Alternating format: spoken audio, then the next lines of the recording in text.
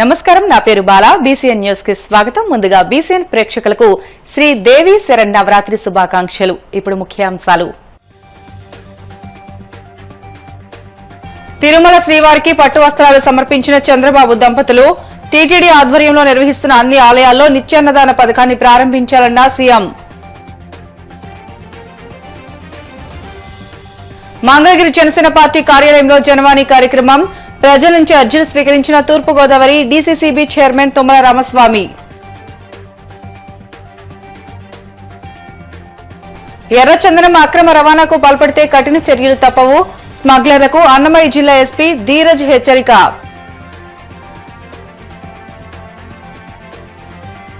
తిరుమలలో వైభవంగా శ్రీవారి సాలకట్ల బ్రహ్మోత్సవాలు. పెద్ద శేష వాహనంపై పరమపద వైకుంఠనాథుడి అలంకరణలో తిరుమాడ వీధుల్లో విహరించిన మలయప్ప స్వామి. శ్రీవారి వార్షిక బ్రహ్మోత్సవాల్లో భాగంగా ముఖ్యమంత్రి చంద్రబాబు దంపతులు వారి కుమారుడు మంత్రి నారా లోకేష్ దంపతులతో కలిసి రాత్రి తిరుమల శ్రీవారిని దర్శించుకున్నారు. ఈ సందర్భంగా రాష్ట ప్రభుత్వం తరపున సీఎం చంద్రబాబు దంపతులు శ్రీవారికి పట్టు వస్త్రాలు సమర్పించారు. అనంతరం శ్రీవారి దర్శనం చేసుకున్నారు. అనంతరం చంద్రబాబు మీడియాతో మాట్లాడుతూ టీటీడీ ఆధ్వర్యంలో నిర్వహిస్తున్న అన్ని ఆలయాల్లో నిత్యాన్నదాన పథకాన్ని ప్రారంభించాలని ఆదేశించారు. దాదాపు 5,000 గ్రామాల్లో శ్రీవారి ఆలయాలు నిర్మించాలని టీటీడీ బోర్డుకు సీఎం చంద్రబాబు సూచించారు. అన్ని రాష్ట్రాల రాజధానుల్లో శ్రీవారి ఆలయాలు ఉండాలని అన్నారు. ప్రపంచంలో హిందువులు ఉండే అన్ని ప్రాంతాల్లో స్వామివారి ఆలయాలు నిర్మించాల్సిన అవసరం ఉందని అన్నారు.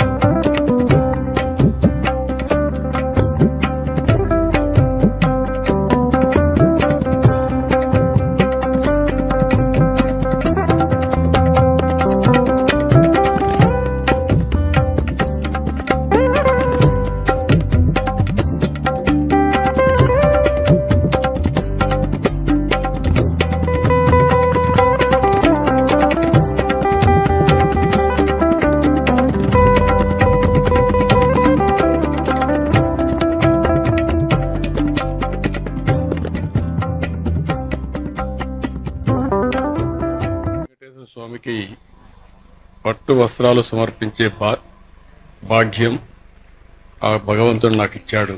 ఆ భగవంతుణ్ణి మరొకసారి ప్రార్థిస్తూ ఈరోజు వెంకటేశ్వర స్వామిని చూస్తే ప్రపంచం మొత్తం హిందువులంతా కొలిసే ఏకైక దేవుడు, కలియుగ దేవుడు. మనందరికి కూడా కష్టాల్లో ఉన్నప్పుడు ఏ వరం అడిగినా ఆశీర్వదించే దేవుడు. నేను చిన్నప్పటి నుంచి కూడా ఆయన దగ్గరనే పెరిగాను, ఆయన చూస్తూ పెరిగాను. నాకు ఏ కష్టం వచ్చినా దేవుని మీద భారం వేసి ముందుకు పోస్తూ వచ్చాను. 22 సంవత్సరాల కంటే ముందు ఈ బ్రహ్మోత్సవాలు ప్రారంభించిన రోజునే నాకు ప్రాణభిక్ష పెట్టాడు. అది ఊహించని పరిణామం. మామూలుగా అయితే బ్రతికే పరిస్థితి లేదు.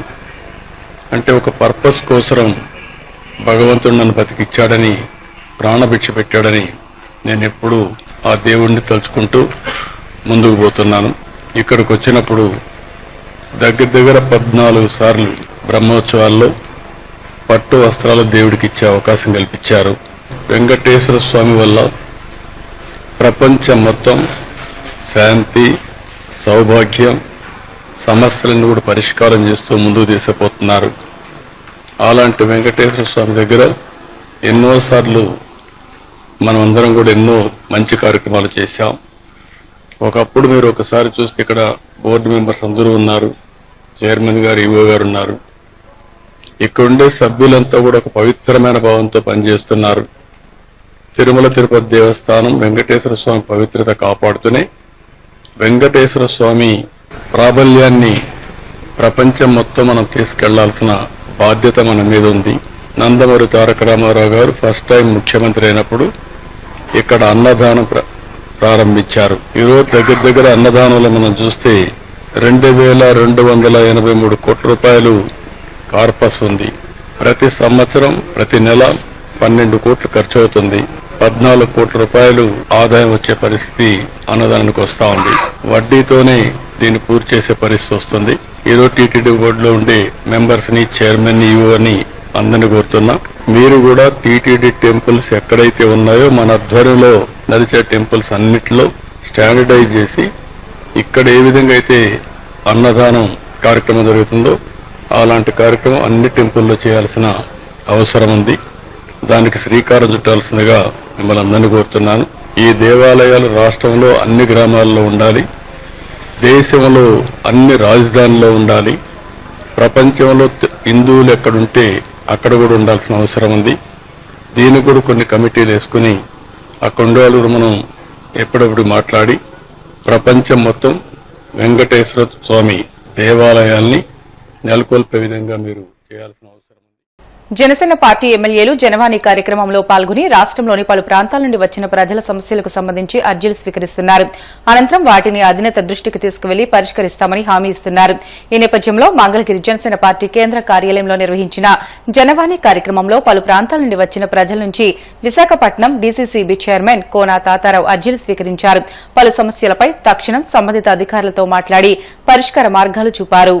ఎర్రచందనం అక్రమ రవాణాకు పాల్పడితే పీడీ యాక్ట్ నమోదు చేసి జైలుకు పంపుతామని అన్నమయ్య జిల్లా ఎస్పీ ధీరజ్ కునుబిలి హెచ్చరించారు. అన్నమయ్య జిల్లా సుండుపల్లి మండలంలోని మాచిరెడ్డిగారి పల్లె వద్ద ఎర్రచందనం అక్రమ రవాణా చేస్తున్న 9 మంది తమిళనాడుకు చెందిన స్మగ్లర్లను అరెస్ట్ చేసి వారి వద్ద నుంచి 34 లక్షలు విలువ చేసే 12 ఎర్రచందనం దొంగలను స్వాధీనం చేసుకున్నట్లు ఎస్పీ వెల్లడించారు.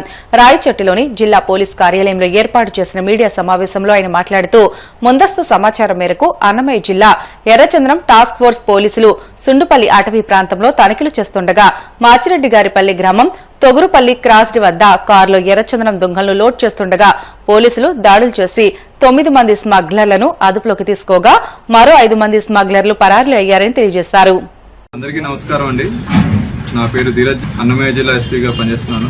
ఈరోజు మార్నింగ్ మనకి రెడ్ శాండర్స్ టాస్క్ ఫోర్స్ వాళ్ళు వచ్చిన ఖచ్చితమైన సమాచారం మేరకు సుండిపల్లి పోలీస్ స్టేషన్ ఏరియా లిమిట్స్లో ఉన్న విలేజ్లో రెడ్ శాండర్స్ తరలిస్తున్నారనే ఇన్ఫర్మేషన్ మీద అర్లీ మార్నింగ్ అవర్స్లో రైడ్ చేయడం జరిగింది. అండ్ 9 మెంబర్స్ తమిళనాడుకు చెందిన లేబర్ అండ్ వర్కర్స్ని ఎవరైతే ఈ రెడ్ శాండర్స్ తరలిస్తున్నారో వాళ్ళని పట్టుకోవడం జరిగింది. ఇందులో మొత్తం 9 మంది రెడ్ శాండర్స్ తరలిస్తున్న లేబర్ కూలీ వాళ్ళందరూ కూడా దొరకడం జరిగింది.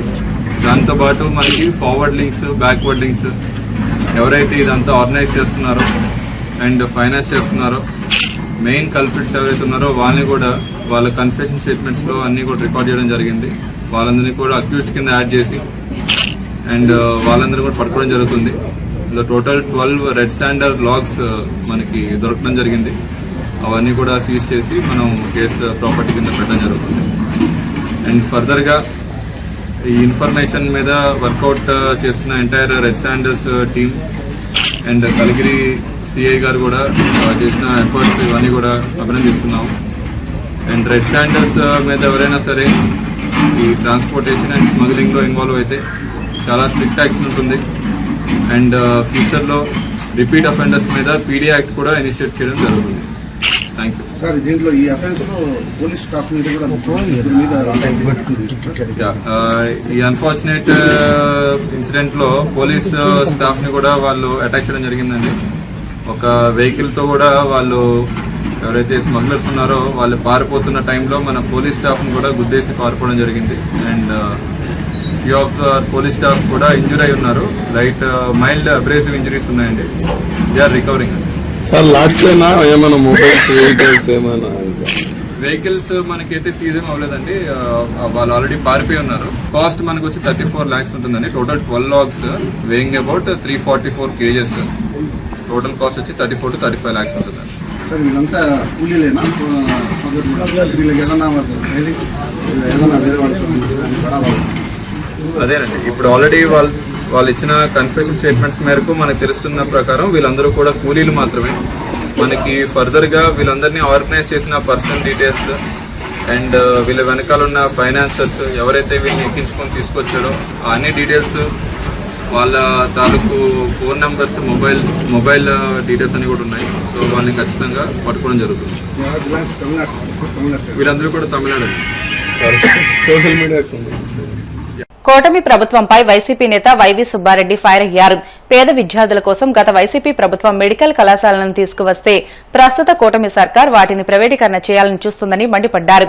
అసెంబ్లీలో ప్రజల సమస్యలపై మాట్లాడేందుకు ప్రతిపక్ష హోదా అడుగుతున్నామని, దీనిపై ప్రభుత్వం ఎందుకు స్పందించడం లేదని ఆయన ఆగ్రహం వ్యక్తం చేశారు. వినిపించాలంటే ప్రతిపక్ష హోదా ఇస్తే ప్రతిపక్ష హోదా నాయకుడిగా సమయం ఎక్కువ కేటాయిస్తారు కాబట్టి ప్రజా సమస్యపై స్పందించడానికి అవకాశం ఉంటుందని అడుగుతున్నాం ఫస్ట్ నుంచి మేము. దాని మీద వీళ్ళు ఇంక స్పందించట్లేదు, స్పందించినా మేము ఇచ్చే అధికారం లేదంటున్నారు కాబట్టి న్యాయస్థానాన్ని అప్రోచ్ అవ్వడం జరిగింది. దాని మీద ఆరోపణ చేసేవాళ్ళు తెలుసుకోవాలి, ఎవరు ప్రభుత్వంలో అక్కడ దొంగతనం జరిగితే పట్టుకున్నారు, పరకామణిలో ఏదైతే వాళ్ళు ఆరోపణ చేస్తున్నారో పట్టుకుంది మా ప్రభుత్వంలో, రికవరీ చేసింది మా ప్రభుత్వంలో, చట్ట ప్రకారం కేసు బుక్ చేశారు, దాని కోర్టు చట్ట ప్రకారం ఏ విధంగా సెటిల్ చేయాలో స్వామివారికి చెందాల్సిన సొమ్మును కూడా చేర్చే కార్యక్రమం జరగడం జరిగింది. పార్టీ బలోపేతం చేయటం దాంట్లో భాగంగానే ఈరోజు విస్తృతస్థాయి సమావేశం ఏర్పాటు చేసుకోవడం జరిగింది. గ్రామ స్థాయి నుంచి పార్టీ క్యాడర్ని పూర్తిగా మోటివేట్ చేసి రాబోయే రోజుల్లో ప్రజా సమస్యపై ఏ విధంగా స్పందించాలి, ఏ విధంగా పార్టీని బలోపేతానికి అందరూ కలిసికట్టుగా గ్రామ స్థాయి వరకు, నియోజకవర్గ స్థాయి నుంచి గ్రామ స్థాయి వరకు కలిసి పనిచేయాలనే దానిపై పార్టీ అధ్యక్షుడు జగన్మోహన్ రెడ్డి గారు దిశానిర్దేశం చేయడం కోసం ఈరోజు విస్తృతస్థాయి సమావేశం ఏర్పాటు చేయడం జరిగింది.